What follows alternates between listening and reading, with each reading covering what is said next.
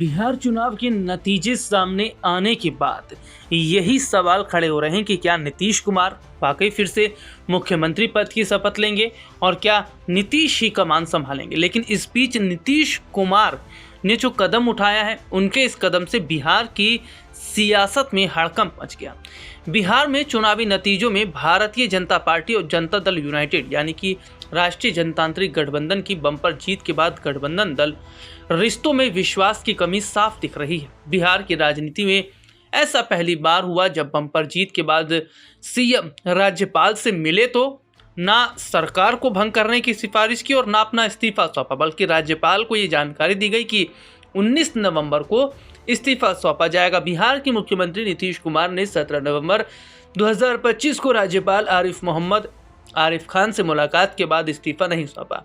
अपने आप में यह एक अनोखा मामला है कि राज्य सरकार की आखिरी कैबिनेट बैठक हो, उसमें मंत्रिमंडल को भंग करने का प्रस्ताव पारित हो, मुख्यमंत्री राज्यपाल से राजभवन में मुलाकात करे लेकिन इस्तीफा न दे। केंद्र से लेकर राज्य सरकारों तक में यह परंपरा रही है कि चुनाव के नतीजे आने के बाद कैबिनेट की आखिरी बैठक के बाद प्रधानमंत्री या मुख्यमंत्री राष्ट्रपति या राज्यपाल के पास जाते हैं, वह लोकसभा या विधानसभा को भंग करने की सिफारिश करते हैं। हालांकि बिहार में 17 नवंबर 2025 को यह परंपरा टूट गई।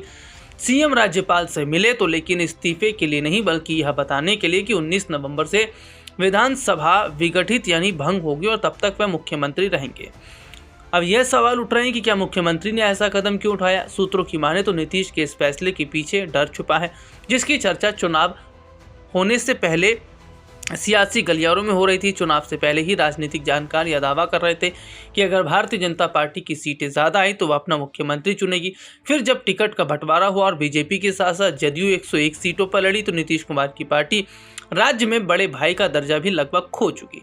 टिकट बंटवारे के बाद से ही इसकी चर्चा शुरू हुई। उस वक्त क्या खबरें थी कि नीतीश कुमार टिकट बंटवारे से नाराज हैं।